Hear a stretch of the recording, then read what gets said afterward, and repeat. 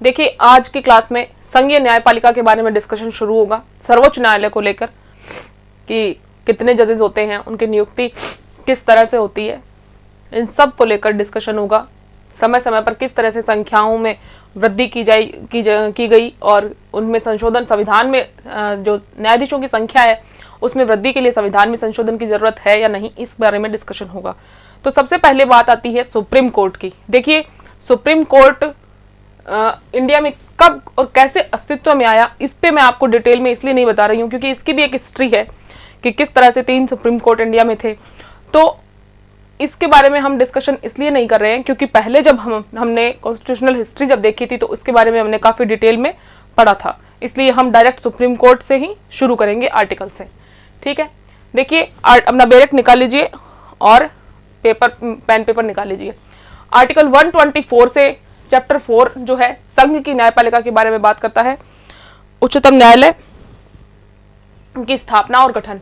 भारत का एक उच्चतम न्यायालय होगा जो भारत के मुख्य न्यायमूर्ति और जब तक संसद विधि द्वारा अधिक संख्या विहित नहीं करती है तब तक 7 से अनधिक अन्य न्यायाधीशों से मिलकर बनेगा। देखिए, ये जो संख्या है 7, अब ये संख्या बढ़ा दी गई है। अब कितनी है ये? 34। टोटल संख्या कितनी है? 34 है, जिसमें CGI प्लस है, मतलब 33 + 1, इस तरह से टोटल मिला के 34 है। 2019 तक ये पद 31 थे, ये संख्या 31 थी, 30 अन्य जजेस और 1 CGI। तो ये बाद में 2019 में ये संख्या बढ़ाकर कितनी कर दी गई? 34 कर दी गई थी। ठीक है, और इसके लिए किसी भी स्पेसिफिक संविधान संशोधन की जरूरत नहीं पड़ती है। ये कि अगर जैसे कि संख्या में अगर बढ़ोतरी करनी है तो संविधान में संशोधन करना पड़ेगा, इसकी जरूरत नहीं पड़ती। बिना संविधान में संशोधन किए जो जजेस की संख्या है उसको बढ़ाया जा सकता है। ठीक है, और जनरल जो संसद जो है वो सामान्य विधि बनाती है और उसके द्वारा संख्या बढ़ा सकती है। टाइम टू टाइम संख्या बढ़ाई गई है। 1956 तक ये संख्या कितनी थी? 1 CGI थे और 7 अन्य न्यायाधीश थे। तो 1956 में ये संख्या बढ़ाकर 8 से 11 कर दी गई। पहले कितने थे? 7 थे, तो 7 से कितना कर दिया गया? 7 + 1 था, मतलब 8 थे उस टाइम, बाद में ये 11 कर दिए गए। ठीक है, ये संख्या बाद में 11 कर दी गई। किस सन में? 1956 में। और इस तरह से आज तक ये संख्या अलग अलग सन में बढ़ा दी गई है। देखिए, 1960 में इसको चेंज किया गया था, जो बाद ये कर दी गई थी 11 से 14, और इसके अलावा 1977 में 14 से 18 कर दी गई 1977 में, और 1986 में ये 26 हो गई। ठीक है, 18 से 26 कर दी गई। किस सन में? 1986 में। और बाद में इसमें परिवर्तन आया था 2009 में और 19 में। 2009 में ये 31 हो गई थी और 2019 में ये फाइनली 31 से कर दी गई 34। ठीक है, इस तरह से ये वेरिएशन आता गया है। ठीक है, तो देखते हैं कि 124 क्या बताता है। देखिए, इसके अलावा मतलब नियुक्ति कैसे होती है इसके बारे में 124 बात करता है। तो सबसे पहले हम नियुक्ति के बारे में एक डिटेल डिस्कशन करेंगे कि किस तरह से जो सुप्रीम कोर्ट के CGI हैं और जो अन्य न्यायाधीश हैं वो नियुक्त किस तरह से होते हैं। बहुत डिटेल से इस पर डिस्कस करेंगे। देखिए, प्रोविजन ये है कि सभी जज राष्ट्रपति द्वारा नियुक्त किए जाएंगे और राष्ट्रपति उनके बारे में वारंट जारी करता है। वारंट मतलब अधिपत्र जारी करता है और बाकायदा उस पर मुद्रा होती है, मतलब मोहर लगती है और उनके सिग्नेचर होते हैं। एक लेटर जारी किया जाता है जिसे वारंट कहा जाता है। और बहुत कम अपॉइंटमेंट ऐसे हैं जिन पर राष्ट्रपति वारंट जारी करते हैं, जैसे कि गवर्नर की नियुक्ति जब करता है राष्ट्रपति तब वारंट जारी करता है। सुप्रीम कोर्ट और हाई कोर्ट के जज के बारे में भी और जो सीएजी की नियुक्ति होती है उसके बारे में भी, और एससी एसटी ओबीसी जो कमीशन है उनके अध्यक्ष और सदस्य जब नियुक्त किए जाते हैं उनके लिए भी राष्ट्रपति अधिपत्र जारी करते हैं। ठीक है, समझ में आ गया इसमें। और लेकिन आप ये देख रहे हैं कि राष्ट्रपति अपॉइंटमेंट करता है, ये हमने अभी डिस्कस किया है। लेकिन इसके साथ ये भी लिखा है कि जो सीजेआई है उनका परामर्श लेंगे, और इसके अलावा जिसका परामर्श, वो सीजेआई का तो परामर्श लेंगे, इसके अलावा अन्य वो किसी का परामर्श लेना चाहे तो भी वो परामर्श लेंगे, और इस तरह से जजेस की नियुक्ति की जाएगी सुप्रीम कोर्ट और हाई कोर्ट के। क्लियरली ये लिखा है कि सुप्रीम कोर्ट और हाई कोर्ट के ऐसे जजेस के साथ परामर्श करेंगे जिनके साथ वो परामर्श करना चाहते हैं और जजेस की नियुक्ति करेंगे। ये तो लिखा है 124 में। ठीक है, 124 हम बाद में डिस्कस करेंगे जो वर्ड क्या लिखा है।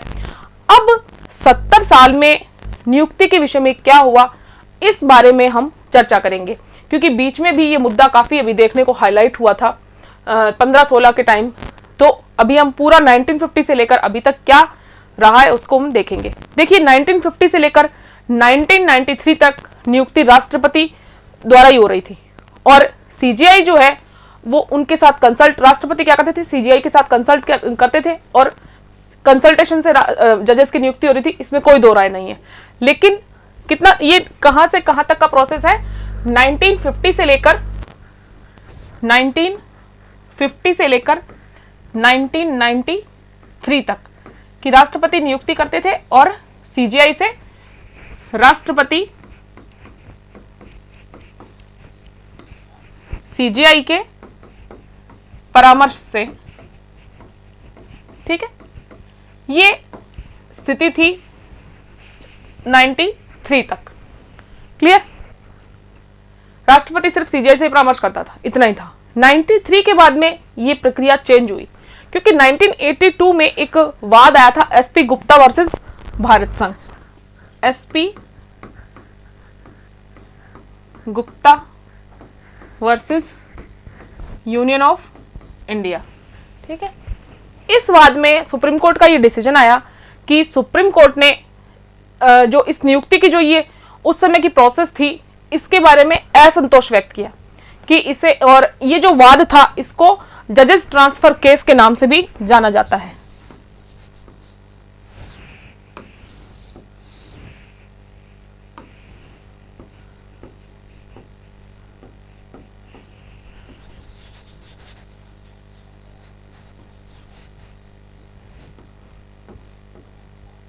इस नाम से भी इसको 1982 में आया था और इस नाम से इसको जानते हैं। ठीक है, क्योंकि जो हाई कोर्ट के जजेस थे उनके ट्रांसफर का केस था, मतलब एक कोई पीआईएल थी और उस पिटिशन में लगी थी ये, और इसे मीडिया में फर्स्ट जजेस केस कि देखिए ये जो जितना भी ये प्रोसीजर है इसमें आप यही देखेंगे, फर्स्ट जजेस केस, सेकंड जजेस केस, थर्ड जजेस केस, और इसमें फाइनली अभी तक फोर्थ जजेस केस नाम से, और ये नाम दिया गया था मीडिया के द्वारा। तो फर्स्ट जजेस केस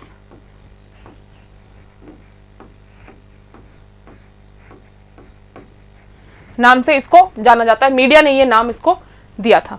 1993 में सुप्रीम कोर्ट के एडवोकेट्स की जो एसोसिएशन थी इसमें इस एसोसिएशन ने चैलेंज किया और कहा कि जजेस की नियुक्ति के बारे में 124 कुछ और कह रहा है और प्रैक्टिकल जो है वो कुछ और हो रहा है। और supreme court advocate on records, AOR जिसको बोलते हैं, association versus union of India, 93 में एक वाद आया। ये वाद था, ये मतलब इसमें क्या कहा, सुप्रीम कोर्ट ने जो प्रोसेस था उस पर जो नाराजगी जताई थी, असंतोष व्यक्त किया था। तो 93 में एक केस और आया था। ठीक है, केस का नाम आप लिख ले, supreme court advocates on, supreme court सर्वोच्च न्यायालय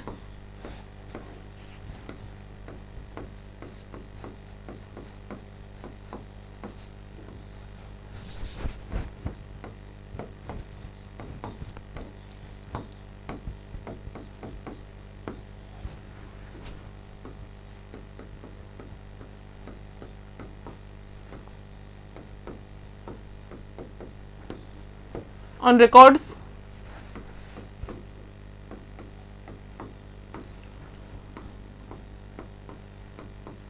बनाम भारत संघ। ये वाद है 1993 का। ठीक है। इसमें सुप्रीम कोर्ट ने जो नियुक्ति प्रक्रिया है उसको बदल दिया और कहा कि सुप्रीम कोर्ट के जजेस की नियुक्ति में एक कॉलेजियम व्यवस्था होनी चाहिए। उस कॉलेजियम में कौन लोग होंगे? भारत के सीजेआई और इसके जो होंगे वो एक चेयरमैन होंगे और सुप्रीम कोर्ट के 2 सीनियर मोस्ट जजेस इस कॉलेजियम के सदस्य होंगे। ये डिसीजन आया और जो उस टाइम की जो प्रक्रिया थी उसको बदल दिया। क्या प्रोविजन लाया गया कि कॉलेजियम सिस्टम होना चाहिए। तो कॉलेजियम सिस्टम कब से आया है? 1903 से कॉलेजियम सिस्टम को स्टार्ट कर दिया गया। कॉलेजियम सिस्टम शुरू कर दिया गया जिसमें एक सीजीआई जो होंगे वो इसके अध्यक्ष होंगे और 2 सीनियर मोस्ट जज जो होंगे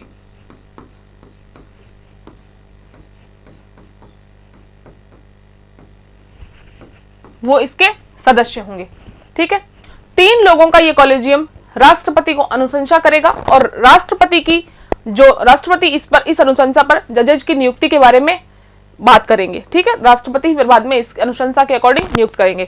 और इससे ये जो मामला था इसको जो मीडिया ने क्या कहा था, जैसे उस वाद को क्या कहा था, फर्स्ट जजेस केस, इसको क्या नाम दिया गया था? सेकंड जजेस केस नाम दिया गया था। इस वाद को सेकंड जजेस केस नाम दिया गया था इस वाद को। ठीक है, क्लियर। 1993 से भारत में कॉलेजियम व्यवस्था प्रारंभ हो गई।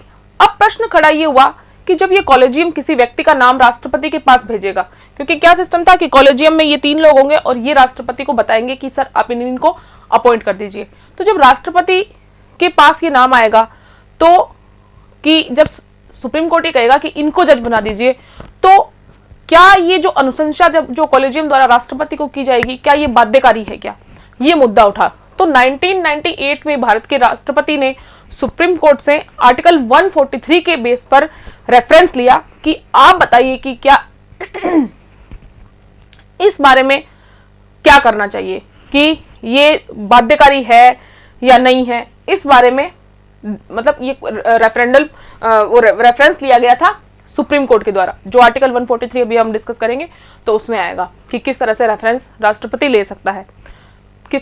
ये कब किया गया था? 1998 में। क्लियर। 1998 में सुप्रीम कोर्ट ने प्रेसिडेंशियल रेफरेंस में ये कहा कि राष्ट्रपति जो है वो एक बार उसको पुनर्विचार के लिए भेज सकता है कि जैसे ही नाम कॉलेजियम जो बना हुआ है 3 सदस्यीय, वो राष्ट्रपति को नाम भेजेगा और राष्ट्रपति जैसे ही वो नाम देखता है अगर उसको किसी भी तरह का डाउट लगता है तो वो एक बार पुनर्विचार के लिए भेज देगा और उस पुनर्विचार के बाद में वापस जब आएगा तो फिर जो नाम आएंगे कॉलेजियम के द्वारा उनको राष्ट्रपति को नियुक्त करना ही पड़ेगा। ठीक है। और इसको क्या कहा गया, ये जो मामला था, जो रेफरेंस लिया गया था राष्ट्रपति के द्वारा, इन रेट जो लगता है वाद में वो होते हैं जिनमें राष्ट्रपति ने रेफरेंस लिया हो। तो ये जो इन रेट वाला केस था इसमें इसको 3rd जजेस केस कहा गया था।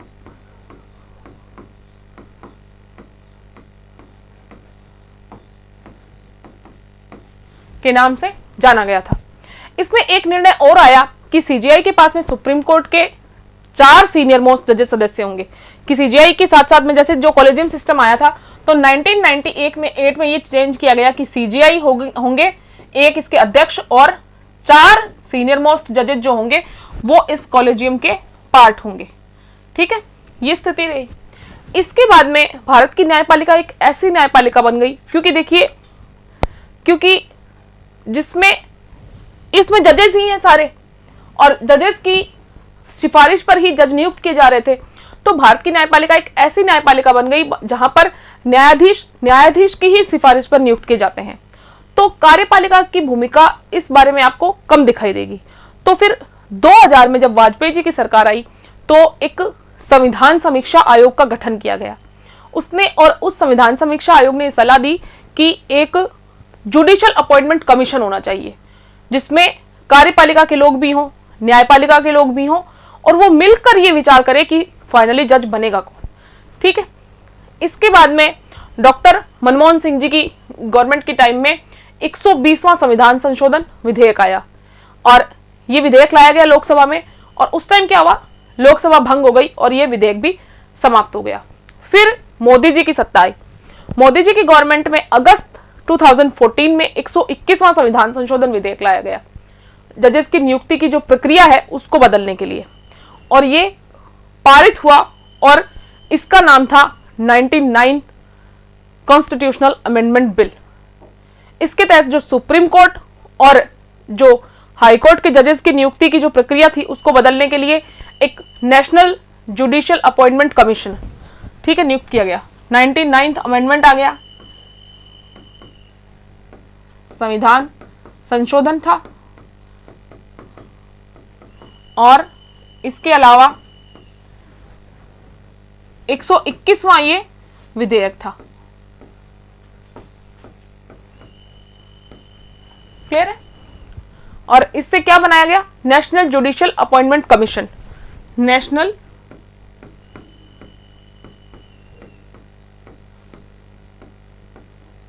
जुडिशियल अपॉइंटमेंट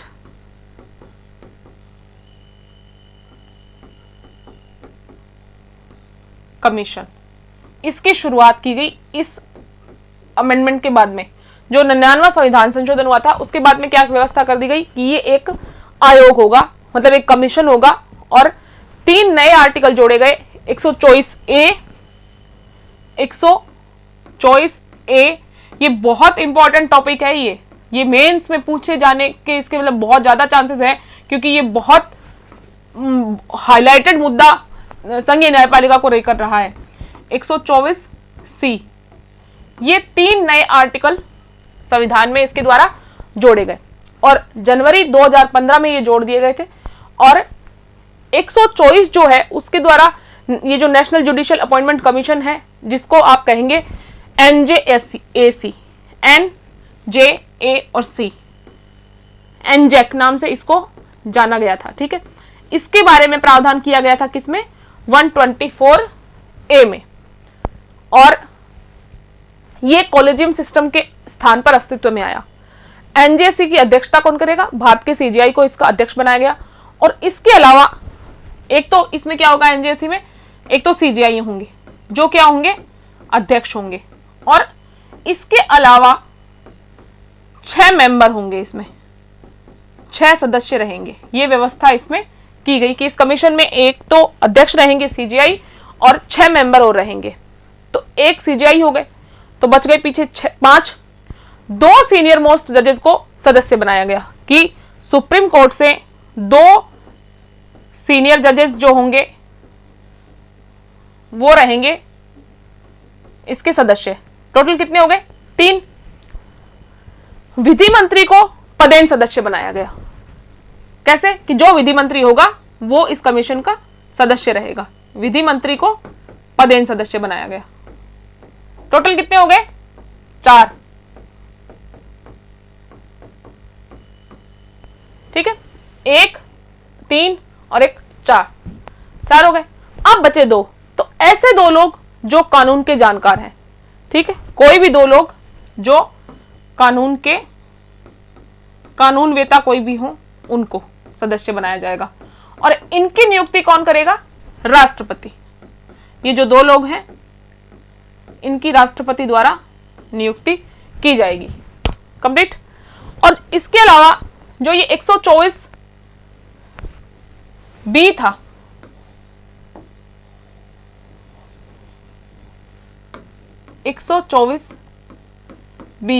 इसमें क्या प्रावधान किया गया, ठीक है।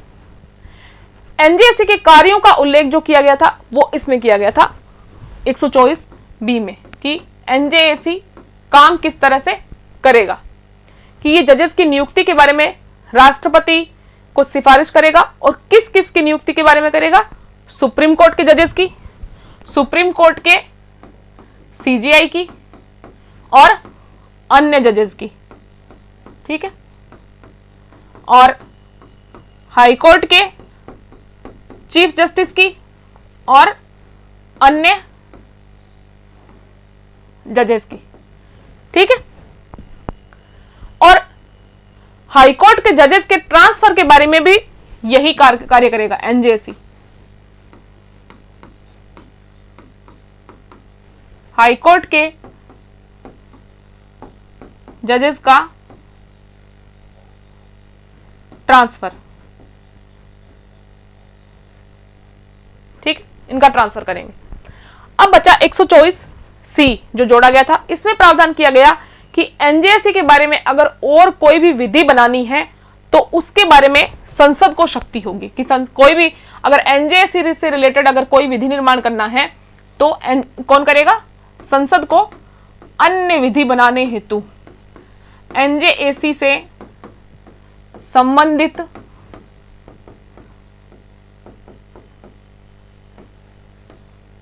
विधि निर्माण की शक्ति, कि अगर इससे कोई भी मुद्दा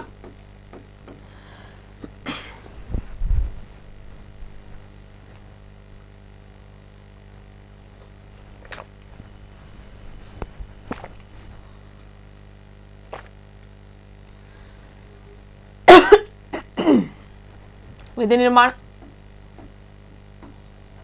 ठीक है, कि पावर किसको दे दी गई? संसद को दे दी गई, ठीक है। जब इतना बड़ा डिसीजन आया तो तुरंत प्रभाव से इसका विरोध हो गया, ठीक है, और सुप्रीम कोर्ट में इसको चैलेंज किया गया कि संविधान की जो आधारभूत संरचना है उसका ये उल्लंघन करता है, and it also violate the independence of judiciary, and जो शक्तियों का पृथक्करण है उसका भी उल्लंघन करता है।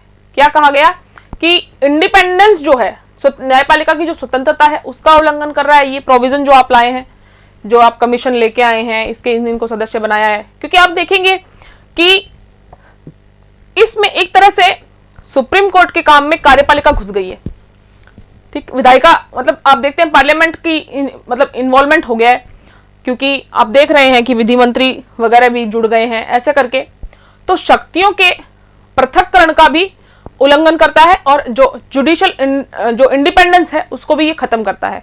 तो supreme court advocate on records association versus union of India, ये वापस इस वाद में इस जो एसोसिएशन ने पहले चैलेंज किया था 93 में, उसी एसोसिएशन, देखिए एडवोकेट ऑन रिकॉर्ड्स मतलब सुप्रीम कोर्ट में कुछ लॉयर्स हैं जो एडवोकेट ऑन रिकॉर्ड है, एओआर हैं, तो वो रिकॉर्ड में रहते हैं जिसके लिए वैकेंसी आती है बाकायदा, ऐसे नहीं है कि बहुत सारी वैकेंसी आएगी, एक भी नहीं आती है, एक कैसे आती है।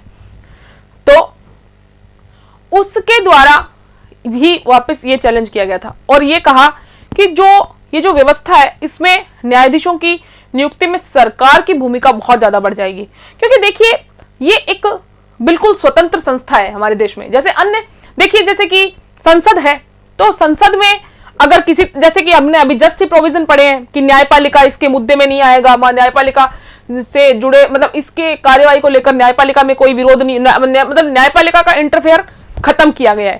तो जब एक बात बताइए, सीधी सी बात है, जब विधायिका अपना स्वतंत्र है, आप बाकायदा प्रोविजन करके आप लिख रहे हैं कि इसमें न्यायपालिका बीच में किसी तरह का इन्वॉल्वमेंट नहीं करेगा या फिर किसी तरह का मतलब इस बारे में डिस्कस नहीं करेगा, न्यायालय में इस संसद से जुड़े मुद्दे डिस्कस नहीं होंगे, जब आप इतने स्वतंत्र हैं तो जिस संस्था का सबसे स्वतंत्र होना आवश्यक है उसमें आप पंचायत कैसे कर सकते हैं? और फिर ये जो एडवोकेट्स ऑन रिकॉर्ड थे ये सब लॉयर ही तो थे, तो कौन किसी जब तीनों को अलग अलग कर दिया गया है तो आप क्यों फालतू में उसमें घुस रहे हैं?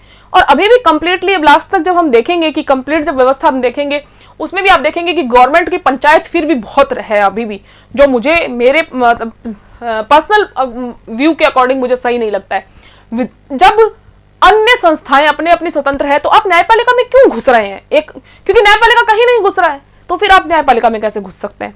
तो इसी बेस पर इस जो सिस्टम है इसको चैलेंज किया गया, ठीक है। और 16 अक्टूबर 2015 को सुप्रीम कोर्ट का यह निर्णय आया कि इंडिपेंडेंस ऑफ जुडिशरी और separation of powers are the basic structure of constitution, कि ये जो न्यायपालिका की स्वतंत्रता और जो शक्तियों का पृथक्करण है ये क्या है? बेसिक स्ट्रक्चर है। जो केशानंद वाले वाद में हमने पढ़ा था कि बेसिक स्ट्रक्चर का उल्लंघन नहीं किया जा सकता है किसी भी संविधान संशोधन के माध्यम से। और ये जो कमीशन सिस्टम ये जो लाए थे ये किसके द्वारा किया गया था? 99th जो अमेंडमेंट हुआ था कॉन्स्टिट्यूशनल, तो इसको इस बेस पर रद्द कर दिया गया। और इसी मीडिया में क्या कहा गया, फोर्थ जजेस केस, सेम वही नाम है, यही नाम है जिसमें 2015 में इसको चैलेंज किया गया था।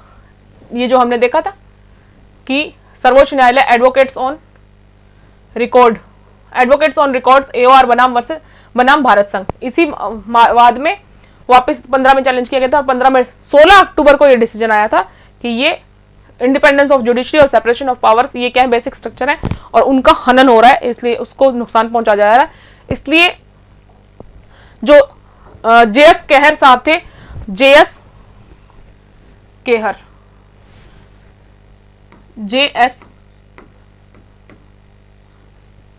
केहर साहब थे, ये CJI नहीं थे, लेकिन जो उस टाइम पीठ थी, संविधान पीठ जो बैठी थी उस टाइम, उसके अध्यक्ष थे। ये संविधान पीठ के अध्यक्ष थे, 5 सदस्यीय ये बेंच थी। इसने ये डिसीजन दिया था कि 16 अक्टूबर 2015 को ये डिसीजन आया, 16 अक्टूबर 2015 को ये डिसीजन आया था, ठीक है। और NJSE 99वां संविधान संशोधन इससे रद्द हो गया, मतलब कॉलेजियम सिस्टम जो पहले था वो वापस बहाल हो गया। और साथ ही ये भी कहा गया कि सुप्रीम कोर्ट और हाई कोर्ट के जजेस के लिए नई व्यवस्था लाई जाएगी, ये सुप्रीम कोर्ट ने इसके साथ में कहा था। 99th अमेंडमेंट जो था, 99वां संविधान संशोधन जो था, उसको रद्द कर दिया गया इस वाद के निर्णय में, ठीक है।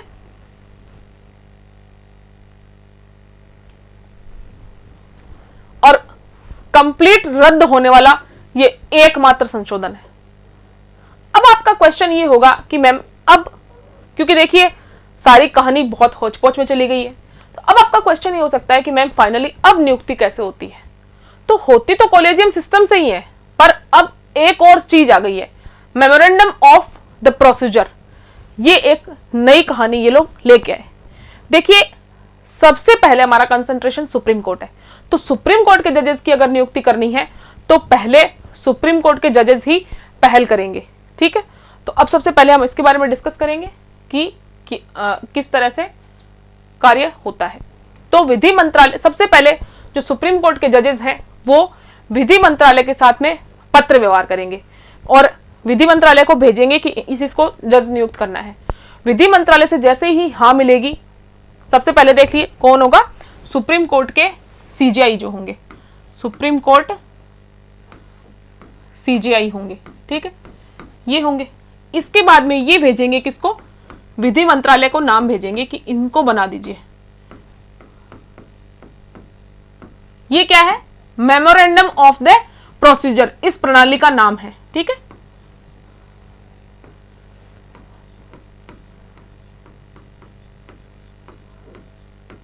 मेमोरेंडम ऑफ द प्रोसीजर,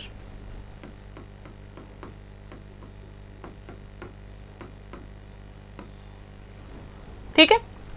सबसे पहले सुप्रीम कोर्ट CJI जो होंगे वो फाइल करेंगे, वो विधि मंत्रालय को भेजेंगे, ठीक है। और जब पत्र व्यवहार भेजेंगे कि हाँ भाई इनको बना दें क्या, और विधि मंत्रालय की जैसे ही हाँ मिलेगी तो कॉलेजियम नामों पर विचार करेगा, मतलब CJI के साथ में कौन है, कॉलेजियम, जो मतलब कॉलेजियम में जो सदस्य होते हैं वो सदस्य, ठीक है। तो कॉलेजियम फिर उस नामों पर विचार करेगा। तो यहां कौन आ गया, कॉलेजियम, वापस कॉलेजियम के पास में वापस डिस्कशन कहा गया, कॉलेजियम के पास में कंप्लीट। कॉलेजियम फिर फाइल विधि मंत्रालय को भेज देगा कि हाँ हमने, क्योंकि विधि मंत्रालय हाँ करेगा कि हाँ आप डिस्कस कर सकते हैं और इन लोगों के बारे में आप और पूर्ण चर्चा कर सकते हैं, और फिर वापस फाइल क्या होगी, विधि मंत्रालय के पास में आएगी।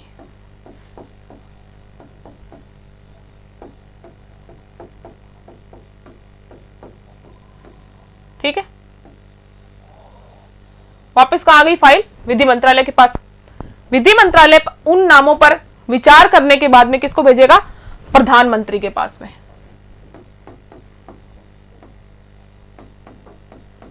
ठीक है, प्रधानमंत्री के पास में आ गया। प्रधानमंत्री इन नामों की, जो नाम आए होंगे उनकी अनुशंसा करेंगे राष्ट्रपति से। एक्चुअल में नियुक्ति कौन करता है कॉलेजियम सिस्टम में? राष्ट्रपति। लेकिन ये पंचायत कहां बिठा दी गई है? विधि मंत्रालय की, प्रधानमंत्री की, इन सब की पंचायत बीच में बिठा दी गई है। ठीक है, जो नया सिस्टम आने की जो बात थी वो यही सिस्टम था। ठीक है, प्रधानमंत्री के पास भेज देंगे, प्रधानमंत्री फिर इस पर राष्ट्रपति को अनुशंसा करेंगे और इस पर सुप्रीम कोर्ट में जजेस के रूप में नियुक्त कर दीजिए, ये बात कह के वो कहेंगे कि आप इनको जजेस बना दीजिए। ठीक है, और ये जो कॉलेजियम जो है उसमें क्या सिस्टम रहेगा पहले, क्योंकि बदल गया है मामला, तो इस कॉलेजियम में सदस्य कौन कौन रहेंगे? अध्यक्ष कौन रहेंगे? सीजीआई। एक तो ये तो अध्यक्ष रहेंगे, क्लियर। और इसके अलावा 4 सदस्य रहेंगे, कौन? जो सीनियर जज होंगे। ठीक है, 4 सीनियर जज जो होंगे वो इसके सदस्य रहेंगे। टोटल मिलाकर वही 5 लोग, मुख्य न्यायाधीश, विधि मंत्रालय, कॉलेजियम, विधि मंत्रालय, प्रधानमंत्री और राष्ट्रपति, ये रहेगा। ठीक है, अब बात आती है सीजीआई के अपॉइंटमेंट की, कि सीजीआई का अपॉइंटमेंट का जो प्रोसीजर है वो क्या रहेगा। देखिए, संविधान में सीजीआई के अपॉइंटमेंट को लेकर कोई प्रोविजन नहीं दिया गया है, कहीं स्पष्ट क्लियर कट ये नहीं लिखा गया है कि सीजीआई को नियुक्त किस प्रक्रिया से किया जाएगा। राष्ट्रपति करते हैं, लेकिन जो प्रक्रिया है वो नहीं बताई गई है। 1950 से लेकर आज तक एक ये ट्रेडिशन चला आ रहा है कि जो भी सीनियर होते हैं, वरिष्ठतम न्यायाधीश जो होते हैं, वो ही सीजीआई बनते हैं। ये अभी तक हमेशा 1950 से लेकर अभी तक चल रहा है, और इसी बीच में अभी तक 2 बार इसको तोड़ा गया है।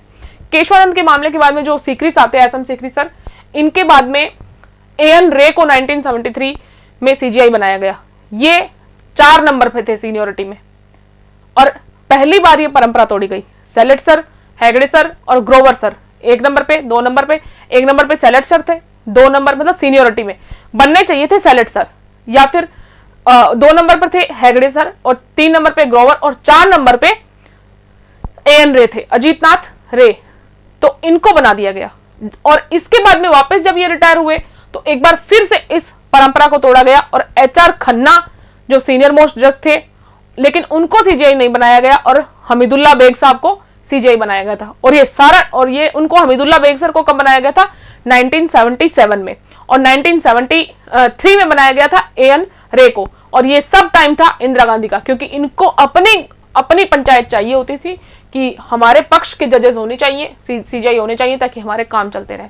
हमीदुल्ला बेग सर को बनाया गया था 1977 में, और जबकि जो जज कौन थे, ये मतलब 2 नंबर सीनियर थे, एचआर खन्ना सर थे, वो सीनियर थे, और ये हमीदुल्ला बेग सर को बना दिया गया था। ठीक है, तो इस तरह से जो सीजीआई के अपॉइंटमेंट को लेकर कोई स्पेसिफिक प्रोसेस नहीं है। लेकिन बीच में एक चीज आ गई इस परंपरा के चलते चलते, मेमोरेंडम ऑफ प्रोसीजर, जो अभी हमने देखा है, एमओपी। ठीक है, तो इसके आने के बाद में सीजीआई के बारे में क्या कहता है, इसको देखते हैं। तो अब भी जो परंपरा है उसके अकॉर्डिंग ही नियुक्ति होती है, और जो परंपरा है क्या उसको उल्लंघन उसका जैसे कि पहले हुआ है क्या अब हो सकता है या नहीं हो सकता, इसको हम देखेंगे। देखिए, एमओपी में यह कहा गया है कि सीजीआई की नियुक्ति के बारे में पहल करेगा भारत का विधि मंत्रालय। जो विधि मंत्रालय है वहां से शुरू होगा मामला। ठीक है, कि ये विधि मंत्रालय जो वर्तमान सीजीआई हैं उनसे बात करेगा कि आपके बाद में आपके पद का उत्तराधिकारी कौन बनेगा, और जो सीजीआई हैं वो वरिष्ठतम जज का नाम भेजेंगे, कि विधि मंत्रालय के पास नाम भेजेंगे। ठीक है, विधि मंत्रालय के पास, और विधि मंत्रालय इस नाम को भेजेंगे प्रधानमंत्री के पास। और एक बात बताइए, प्रधानमंत्री का आप, चलो इसको पूरा करते हैं फिर इसके बारे में डिस्कस करेंगे। प्रधानमंत्री उस नाम की अनुशंसा करेगा राष्ट्रपति से, और राष्ट्रपति उस पर्सन को सीजीआई नियुक्त कर देंगे। ठीक है,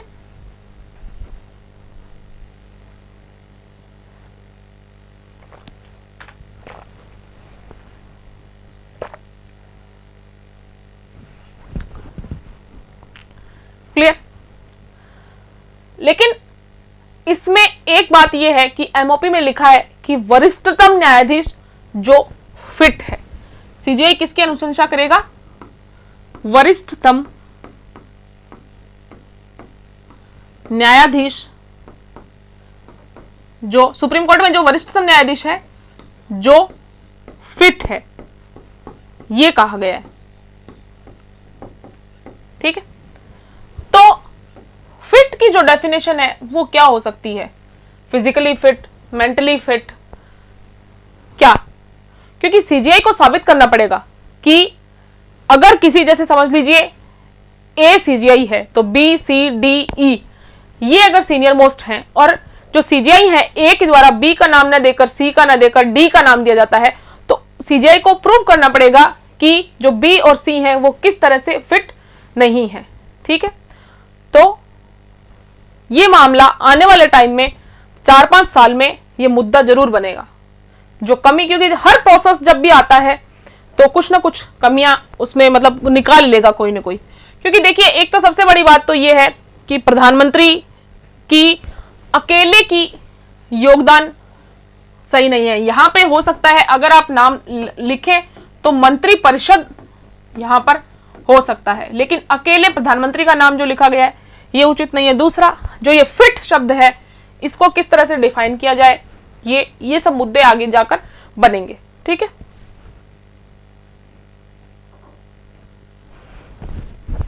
चलिए अब हम जो प्रोविजन है उसको देख लेते हैं कि क्या लिखा हुआ है। ठीक है, 124 निकालिए।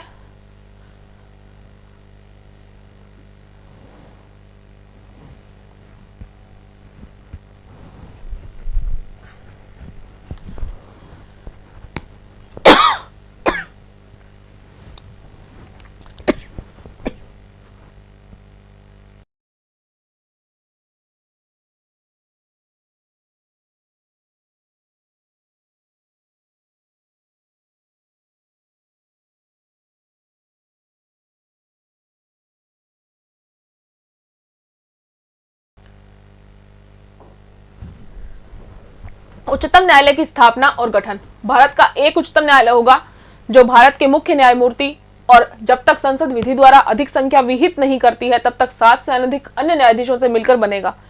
अनुच्छेद 124 क में निर्दिष्ट राष्ट्रीय न्यायिक नियुक्ति आयोग की सिफारिश 124 क में निर्दिष्ट राष्ट्रीय न्यायिक नियुक्ति आयोग की सिफारिश पर राष्ट्रपति अपने हस्ताक्षर और मुद्रा सहित अधिपत्र द्वारा उच्चतम न्यायालय के प्रत्येक न्यायाधीश को नियुक्त करेगा और वह न्यायाधीश तब तक पद धारण करेगा जब तक 65 वर्ष की आयु प्राप्त नहीं कर लेता है। ठीक है, ये सब प्रोविजन 2016 के बाद में हटा दिए गए हैं।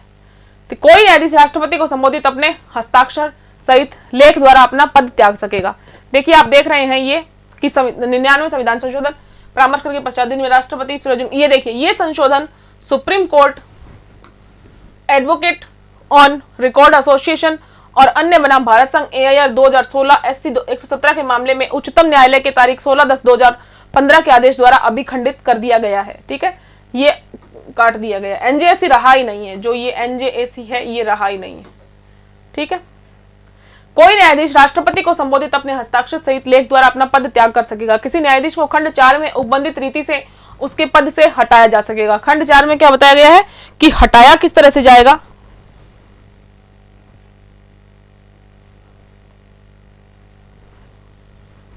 उनका इतिहास पढ़िए। फर्स्ट लेडी तो थी, लेकिन इतिहास पढ़िए वो कैसी थी। आप स्वतंत्र भारत में जी रही है ना, वो होती तो तानाशाही भारत में जी रही होती। उच्चतम न्यायालय के न्यायाधीश की आयु ऐसे प्राधिकारी द्वारा और ऐसी रीति से अवधारित की जाएंगी जिसका संसद विधि द्वारा उपबंध करे। कि उच्चतम न्यायालय के न्यायाधीश की आयु क्या होगी, तो वो ऐसे प्राधिकारी द्वारा और ऐसी रीति से अवधारित की, कौन प्राधिकारी और रीति जो क्या होगी उसको संसद विधि द्वारा उपबंध करेगी। ठीक है, कोई व्यक्ति उच्चतम न्यायालय के न्यायाधीश के रूप में नियुक्ति के लिए तभी अर्हित होगा जब वह भारत का नागरिक है। कि योग्यताएं क्या है वो दी गई है 124(3) के अंतर्गत। कोई व्यक्ति उच्चतम न्यायालय के न्यायाधीश के रूप में नियुक्ति के लिए तभी अर्हित होगा जब वह भारत का नागरिक है और किसी उच्च न्यायालय का या ऐसे 2 या अधिक न्यायालयों का लगातार कम से कम 5 वर्ष तक न्यायाधीश रहा है। 5 वर्ष तक आप जज रहने चाहिए। किसी उच्च न्यायालय का या ऐसे 2 अधिक न्यायालयों का लगातार कम से कम 10 वर्ष तक अधिवक्ता रहा है और राष्ट्रपति की राय में पारंगत विधिवेता है। पहला, क्या भारत का नागरिक होना सबसे मस्ट है और इनके अलावा कोई भी आप एक अगर क्वालिफिकेशन है तो आप सुप्रीम कोर्ट जज बन सकते हैं। स्पष्टीकरण में क्या लिखा है कि उच्च न्यायालय का मीनिंग क्या है कि जो ये उच्च न्यायालय बताया गया ना, ये वाला, कि वह उच्च न्यायालय अभिप्रेत है जो भारत के राज्य क्षेत्र के किसी भाग में अधिकारिता का प्रयोग करता है या इस संविधान के प्रारंभ से पहले किसी भी समय प्रयोग करता था। फिर स्पष्टीकरण 2 ये कहता है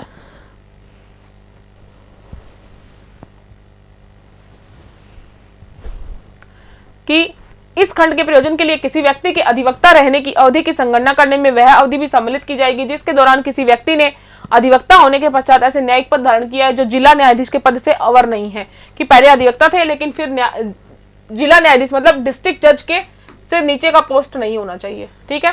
उच्चतम न्यायालय के किसी न्यायाधीश को उसके पद से तब तक नहीं हटाया जाएगा जब तक साबित कदाचार या असमर्थता, मतलब इनको किस आधार पर हटाया जाएगा, साबित कदाचार और असमर्थता, कि आप असमर्थ है या फिर कदाचार साबित हो जाता है के आधार पर ऐसे हटाए जाने के लिए संसद के प्रत्येक सदन द्वारा, कि संसद के प्रत्येक हर सदन में संसद के प्रत्येक सदन द्वारा अपनी कुल सदस्य संख्या के बहुमत, कि कुल सदस्य संख्या का बहुमत चाहिए तथा उपस्थित और मत देने वाले सदस्यों में कम से कम 2/3 बहुमत। ये क्या होता है, ये आपको सबको समझाया हुआ है कि प्रत्येक सदन द्वारा अपनी कुल सदस्य संख्या का बहुमत और 2/3 बहुमत, उपस्थित और मतदान करने वाला का कितना, 2/3 बहुमत द्वारा समर्थित समावेदन राष्ट्रपति के समक्ष उसी सत्र में रखे जाने पर राष्ट्रपति ने आदेश नहीं दे दिया है, तो राष्ट्रपति अगर उसी सत्र में सेम सत्र में रखा जाता है, राष्ट्र आदेश दे दिया है तो फिर हटा दिया जाएगा। संसद खंड 4 में अधीन खंड 4 के दिन किसी समावेदन के रखे जाने की तथा न्यायाधीश के कदाचार या असमर्थता के अन्वेषण और साबित करने की प्रक्रिया का विधि द्वारा विनियमन कर सकेगी। उच्चतम न्यायालय का न्यायाधीश होने के लिए नियुक्त प्रत्येक व्यक्ति अपना पद ग्रहण करने के पहले राष्ट्रपति या उसके द्वारा इस निमित्त नियुक्त व्यक्ति के समक्ष तीसरी अनुसूची में इस प्रयोजन के लिए दिए गए प्रारूप के अनुसार शपथ लेगा। तीसरी अनुसूची में इनके भी जो शपथ है उसका प्रारूप दिया गया है। कोई व्यक्ति जिसने उच्चतम न्यायालय के न्यायाधीश के रूप में पद धारण किया है, कि अगर आप सुप्रीम कोर्ट के जज रह गए हैं तो भारत के राज्य क्षेत्र के भीतर किसी न्यायालय में या किसी प्राधिकारी के समक्ष अभिवचन या कार्य नहीं करेगा, कि किसी प्राधिकारी के समक्ष कार्य आप नहीं कर सकते हैं। ठीक है। 124 क में है कि राष्ट्रीय न्यायिक नियुक्ति आयोग, राष्ट्रीय न्यायिक नियुक्ति आयोग नामक एक आयोग होगा जो निम्नलिखित से मिलकर बनेगा। ये 124 ए और बी ये हैं। ठीक है। बी आयोग के कृत्य और विधि बनाने की संसद की शक्ति, जिनको क्या कर दिया गया, अब खत्म कर दिया गया, तो जिनको पढ़ने की आपको आवश्यकता नहीं है। 25 में है न्यायाधीशों के वेतन आदि। उच्चतम न्यायालय के न्यायाधीशों को ऐसे वेतनों का संदाय किया जाएगा जो संसद विधि द्वारा अवधारित करे। संसद देगी, बताएगी कितना पेमेंट होगा, और जब तक इस नियमित इस प्रकार उपबंध नहीं किया जाता है तब तक ऐसे वेतनों का संदाय किया जाएगा जो दूसरी अनुसूची में जितना पेमेंट बताया गया उतना पेमेंट मिलेगा। प्रत्येक न्यायाधीश ऐसे विशेष अधिकारों और भत्तों का तथा अनुपस्थिति, छुट्टी और पेंशन के संबंध में ऐसे अधिकारों का जो संसद द्वारा बनाई गई विधि द्वारा या उसके अधीन समय समय पर अवधारित किए जाएं, और जब तक इस प्रकार अवधारित नहीं किए जाते हैं तब तक ऐसे विशेष अधिकारों, भत्तों और अधिकारों का जो दूसरी अनुसूची में विनिर्दिष्ट है हकदार होगा। परंतु किसी न्यायाधीश के विशेषाधिकारों और भत्तों में तथा अनुपस्थिति, छुट्टी या पेंशन के संबंध में उसके अधिकारों में उसकी नियुक्ति के पश्चात उसके लिए अलाभकारी परिवर्तन नहीं किया जाएगा, मतलब किसी तरह की कटौती नहीं की जाएगी। कार्यकारी मुख्य न्यायमूर्ति की नियुक्ति, जब भारत के मुख्य न्यायमूर्ति का पद रिक्त है या जब मुख्य न्यायमूर्ति अनुपस्थिति के कारण या अन्यथा अपने पद के कर्तव्यों का पालन करने में असमर्थ है, तब न्यायालय के अन्य न्यायाधीशों में से ऐसा एक न्यायाधीश जिसे राष्ट्रपति इस प्रयोजन के लिए नियुक्त करे उस पद के कर्तव्यों का पालन करेगा। देखिए, कार्यकारी मुख्य न्यायाधीश, किसी भी पद के साथ में इस शब्द का प्रयोग नहीं किया गया है मुख्य न्यायाधीश के अलावा। तो कार्यकारी मुख्य न्यायमूर्ति की नियुक्ति, जब भारत के मुख्य न्यायमूर्ति का पद रिक्त है कि अगर किसी तरह से किसी की मृत्यु हो गई है सीजीआई की या फिर इस्तीफा दे दिया है, तो उस स्थिति में कौन बनेगा। ठीक है। तो कौन नियुक्ति करेगा, राष्ट्रपति नियुक्त करेंगे। लेकिन अभी तक भारत में एक भी कार्यवाहक सीजीआई नहीं बनाए गए। ठीक है। अब नेक्स्ट है तदर्थ न्यायाधीशों की नियुक्ति, कि यदि किसी समय उच्चतम न्यायालय के सत्र को आयोजित करने या चालू रखने के लिए उस न्यायालय के न्यायाधीशों की गणपूर्ति प्राप्त न हो तो राष्ट्रीय न्यायिक नियुक्ति आयोग भारत के मुख्य न्यायमूर्ति द्वारा उसे किए गए किसी निर्देश पर राष्ट्रपति की पूर्व सहमति से और संबंधित उच्च न्यायालय के मुख्य न्यायमूर्ति से परामर्श करने के पश्चात किसी उच्च न्यायालय के किसी ऐसे न्यायाधीश से जो उच्चतम न्यायालय का न्यायाधीश नियुक्त होने के लिए सम्यक रूप से अर्हित है, किसी जिसे भारत, देखिए क्या लिखा गया, तदर्थ न्यायाधीश मतलब है एड होक जजेस की नियुक्ति के बारे में यहाँ पर बात की जा रही है कि एडहॉक जजेस क्या होते हैं। ठीक है, कि एडहॉक जजेस जो 127 है वो बात करता है कि एडहॉक जजेस कब नियुक्त किए जाएंगे, किनको नियुक्त किया जाएगा, और डायरेक्ट या उनको ऑर्डर दिया जाएगा या उनसे रिक्वेस्ट की जाएगी, इसके बारे में 127 बात करता है। ठीक है,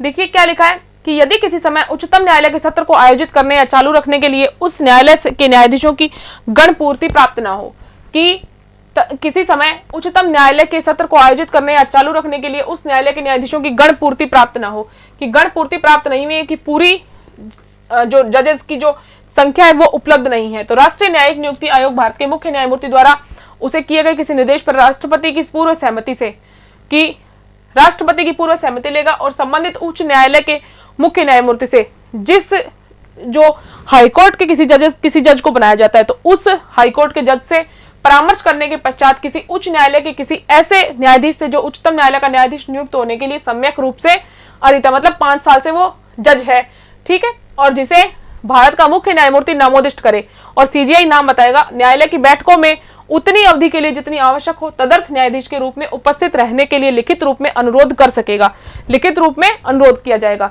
और इस प्रकार नामोदिष्ट न्यायाधीश का कर्तव्य होगा कि जिसका नाम निर्दिष्ट किया जाएगा उसका ये ड्यूटी होगी कि वह अपने पद के अन्य कर्तव्यों का पूर्विकता देकर, ठीक है, कि उनको भी पूर्विकता देगा, ठीक है, उस समय और उस अवधि के लिए जिसके लिए उसकी उपस्थिति अपेक्षित है, उच्चतम न्यायालय की बैठकों में उपस्थित हो। और जब वह इस प्रकार उपस्थित होता है तब उसको उच्चतम न्यायालय के न्यायाधीश की सभी अधिकारिता, मतलब किसकी, उसके पावर्स क्या क्या होंगी, अधिकारिता, शक्तियां और विशेषाधिकार होंगे सारे जो सुप्रीम कोर्ट के जज के पास होते हैं, और न्यायाधीश के कर्तव्यों का वो निर्वहन करेगा। ठीक है, तो इस तरह से एडहॉक जजेस बनाए जाते हैं।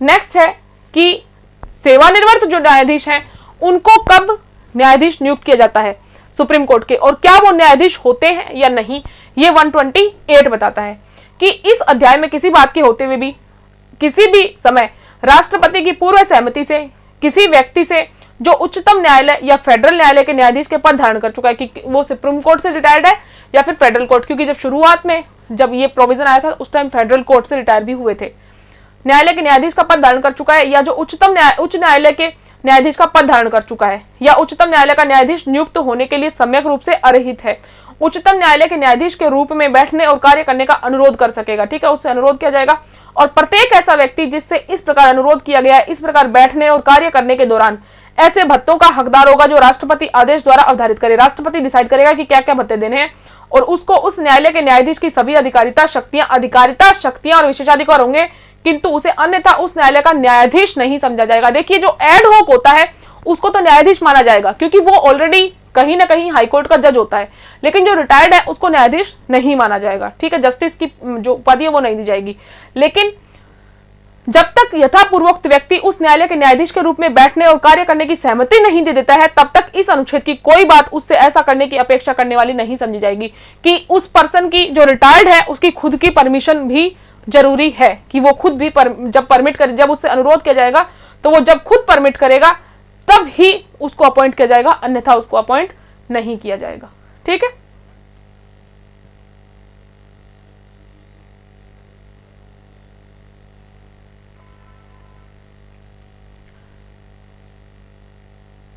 क्लियर। देखिए, एक जो पार्ट है वो यहां तक कंप्लीट हो चुका है। ठीक है, अब अवमानना को लेकर क्या है, अवमानना क्या होता है, अवमानना क्या होती है, किस तरह से, और दूसरा अभिलेख न्यायालय क्या होते हैं, ये टॉपिक इस चीज से बिल्कुल हटके है। तो आज की क्लास में हम अभी तक डिस्कशन करेंगे, नेक्स्ट क्लास में इसके आगे जो प्रोविजंस हैं उनके बारे में डिस्कशन जारी रहेगा।